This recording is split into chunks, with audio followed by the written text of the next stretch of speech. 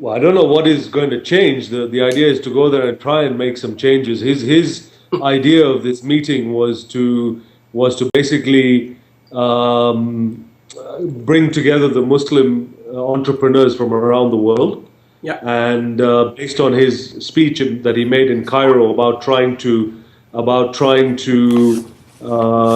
rebuild relations with the Islamic world, he wanted to do it using business people and entrepreneurs from around the world, and hopefully come out of this summit with some concrete positions and ways forward to actually be able to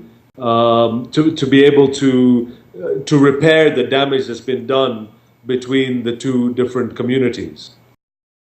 And what do you think Muslim entrepreneurs and you specifically need to say?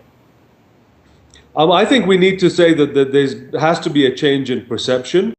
Yeah. There has to be a change in the way America sees the Muslim world.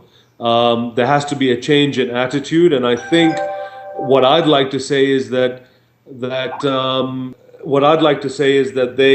what really needs to change is America needs to start listening to the rest of the world. They can't continue with this big brother bully attitude that whatever we do is right and the rest of the world needs to come and just follow us. I think they need to start listening to the problems that people have around the world, and then pay attention to what these people are saying on the ground that are trying to do business and that are trying to make things better, and then work their policies around those. Yeah.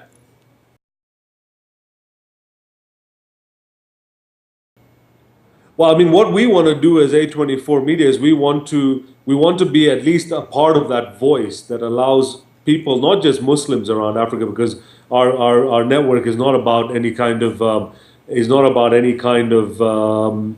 religious leanings, or we're not targeting a particular ethnicity or religion. Our objective is to get the voice of Africa heard.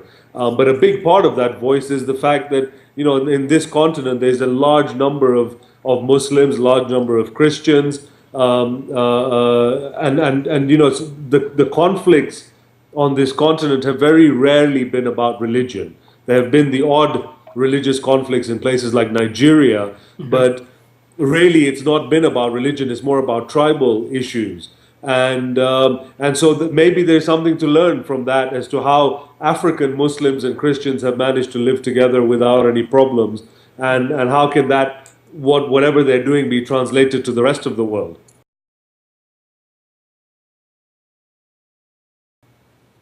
Tribal conflict is something that I feel is it's a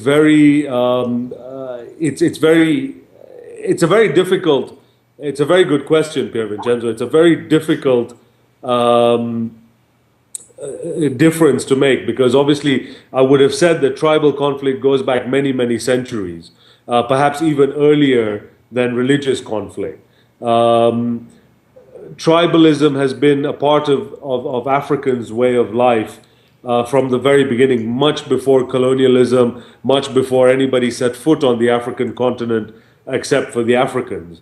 And there've always been conflict between tribes for land, for cattle, for resources, or whatever that might be.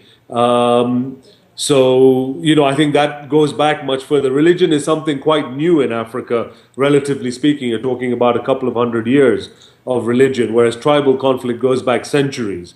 And so I think that's the fundamental difference. And religion has never been seen as a point of conflict for many Africans. Yeah.